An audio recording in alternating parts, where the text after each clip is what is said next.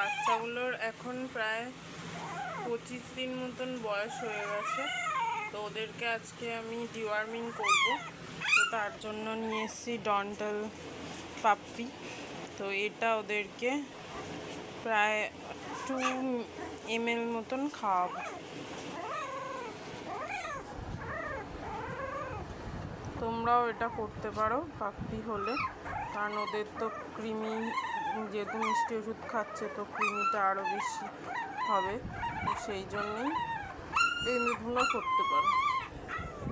আর এদেরকে মর্নিংয়ে toilet potty এগুলো সব করিয়ে নিয়ে এসেছি। তো ওরা এখন ওয়েট করছে, এটা খাওয়ানো হয়ে গেলে ওদের খাবার করব, দেন ওরা খাবে। এত তাড়াতাড়ি তো খেতে দিই না, যেহেতু ওদের ডিওয়ার্মিং করতে হবে, তাই ওদেরও আগে করিয়ে এনেছি।